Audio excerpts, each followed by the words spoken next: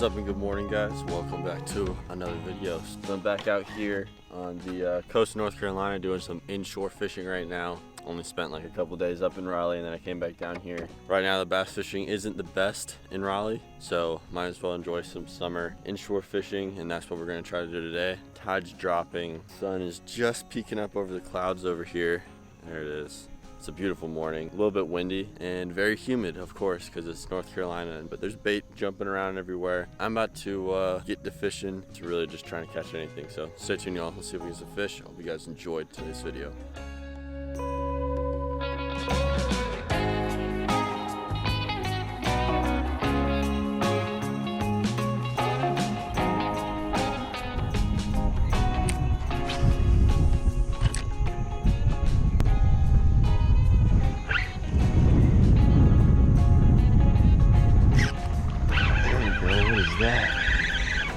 There we go, first fish of the day, guys.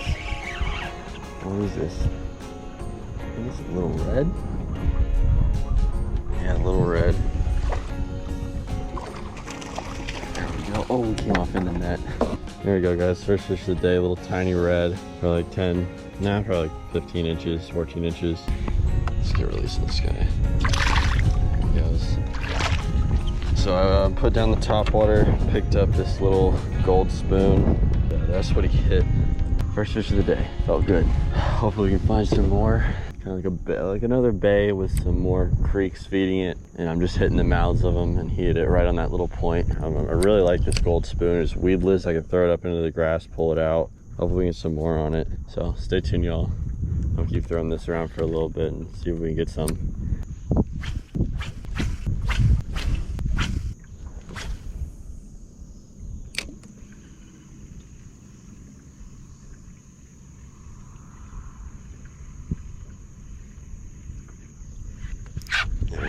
Something like a flounder, maybe a little red. I think, no, that's a flounder. Yeah, I think that's a flounder. Yep. Yeah, this little spoon catches everything. You wouldn't think that a flounder would eat this, but small. Oh. Little guy, but let's just make sure he won't. No, he's way too small to keep. He's about a 12-incher. Just to make sure though. There we go. Little flounder on that spoon. Again, on like the point of a little creek mouth. I'm trying to talk quiet because there's some other people out here. I don't want to disturb anyone, but there he goes, little flounder on that spoon. Getting it done. I really like this thing. Gold spoon. Make sure you put a swivel on the top because this thing spins around and it will definitely destroy your line after a while. Same type of deal as the last fish. Point of a creek mouth. He's just sitting here waiting. I'm gonna keep casting around here. Probably gonna get out of this spot soon though. There's a kayaker over there. I feel bad. You know, he's in a kayak. I'm on a bass boat. I can get out of here. He has a limited amount of spots, so I'm gonna cast 2 more times to get out of here. That's why I'm talking quiet. Sorry if you guys can't hear me. Stay tuned. Let's see if we get some more fish, guys.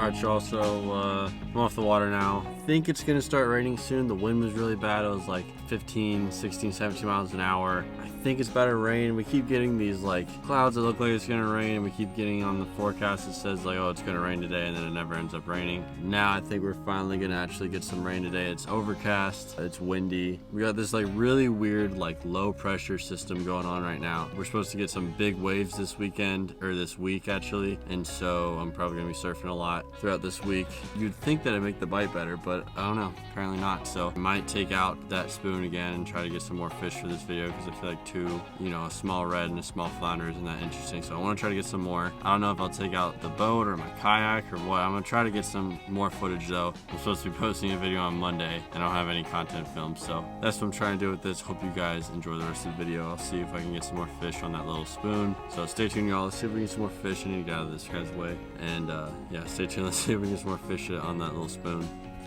All right, quick transition back out onto the water. We're with my dad now, and I'm gonna keep throwing the spoon for a little bit and see if we can get some more fish on the spoon. He's in the seat, so I have to put my camera, the GoPro, the second point of view, a little bit closer, so don't mind that. And yeah, we're just gonna try to get some fish. Stay tuned, y'all. See if we can get some.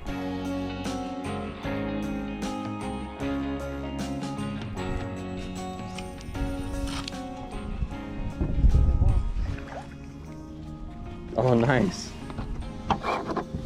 Cool red. So they are back here. There you go. First red of my second trip out here. Is first fish of the day. Nice little red blue tail. The last one I caught this morning, it was in a lot darker water and he had a black tail. Look how perfect that spot is. It's like a perfect circle. The red going back in. Here it goes. Another one? God, Dad, you're crushing me. Another one. Nice. Same one? Yeah, or no, it has two spots. A little bit smaller too. It's two in like what? Less than 5 minutes? Yep. A little shrimp. And he's got two spots on one side and one spot on the other. We got him back in, nose bleeding.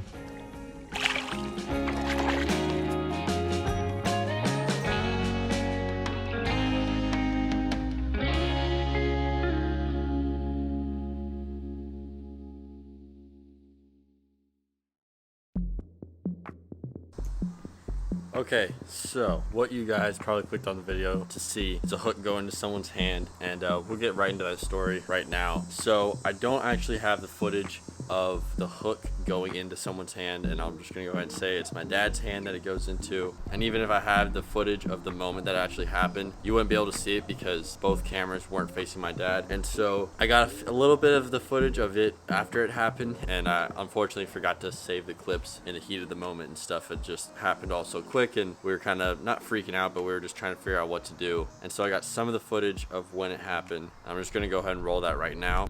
Yeah, I don't think pulling it out is gonna be an option. At least pulling.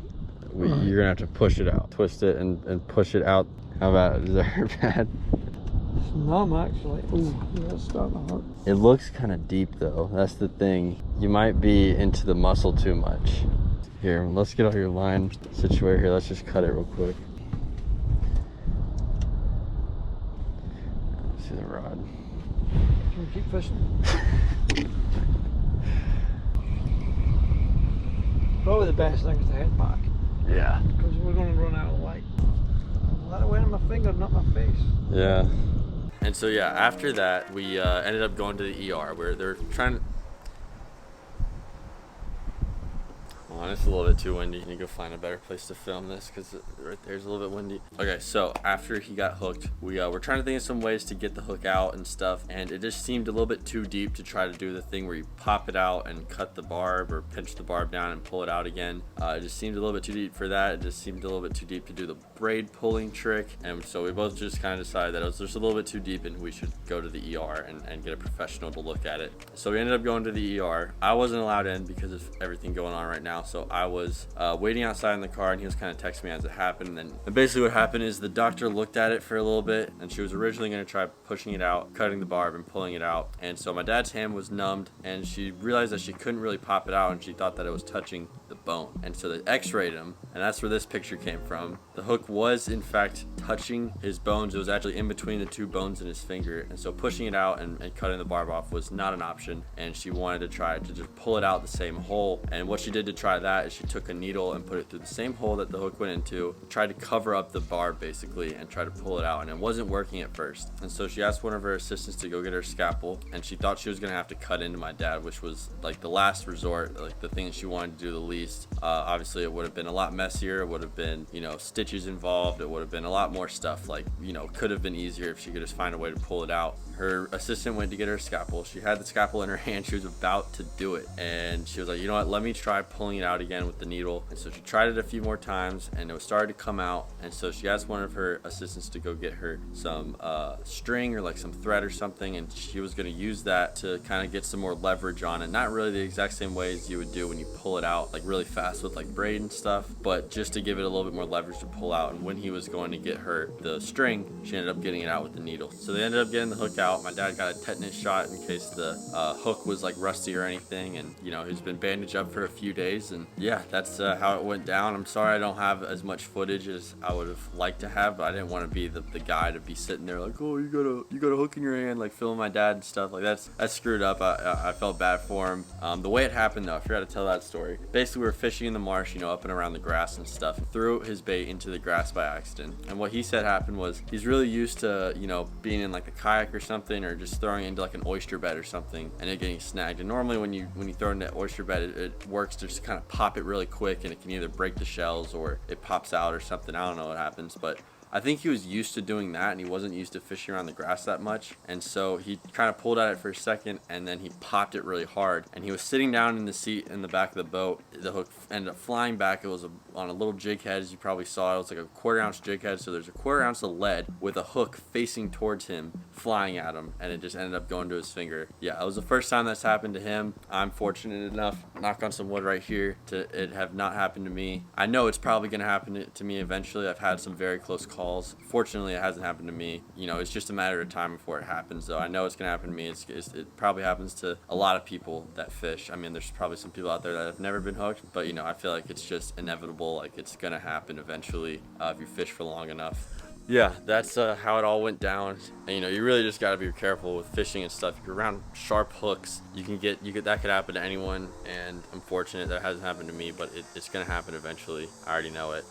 Knock on wood again. Where's some wood at? Here's some wood.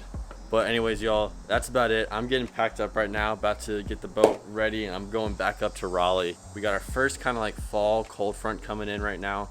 Tomorrow morning in Raleigh, it's supposed to be like 56 degrees, which is you know, the coldest it's been in months now that it's the end of summer. And I want to see what it's going to do to the bass up there. I'm assuming, and it probably does affect the fishing down here in Wilmington, but I want to get back out to my bass. It's been a while since I've spent a lot of time up there. I just made a video about it, but I've been spending a lot of time down here at the beach and stuff, and I miss my bass. I miss my lake, and I got a few ideas of some baits I want to throw. And you know, fall should increase the bite for everywhere, and I'm really excited for the next couple months into fall, and hopefully I can get some fish tomorrow morning back up in Raleigh on the lake. And also, I'm sorry that this video was up late. I was supposed to post a video on Monday. I'm posting this on Thursday because I didn't have this video ready, and that's probably going to happen pretty frequently. Trying to post 2 videos a week, you know, as a fishing YouTuber, it's kind of hard because you rely on the fish to be biting and rely on the fish to make a video. And I do have some ideas that I can make videos about that doesn't involve catching fish to make it. Stuff like the boat walkthrough, which I haven't done yet, and I've had this boat for like months now. I told you guys I would make a walkthrough video and kind of tell you guys everything I like and don't like about it. I haven't made that yet. I'm kind of waiting for winter to do that, and I just have some other video ideas kind of like that, but I want to kind of save for winter time when it gets bad. I just know that the fall fishing and late summer fishing can be good, and I just want to enjoy summer and into fall as much as possible, out fishing and stuff. And don't be surprised if I can't post videos twice a week. I'm gonna try as hard as I can to, but like I said, when I announced that I was gonna do twice a week uploads, don't hold me to it. Once again, I'm sorry. I would have made like a community post and would have let y'all know. I posted on Instagram, so if you don't follow me on Instagram, be sure to go over there and follow me. But I would have made a community post on YouTube to let all my subscribers know, but you're actually required to have 1,000 subscribers to do that. So I think we just hit like 750. So thank you for everyone who's subscribed, and if you haven't yet, please consider it. That's about it, guys. I hope you guys enjoyed today's video. If you did, be sure to leave a like. If you want to see more, make sure to subscribe. Share this video with a friend if you think they might enjoy it. I'll see you guys in the next video. Peace.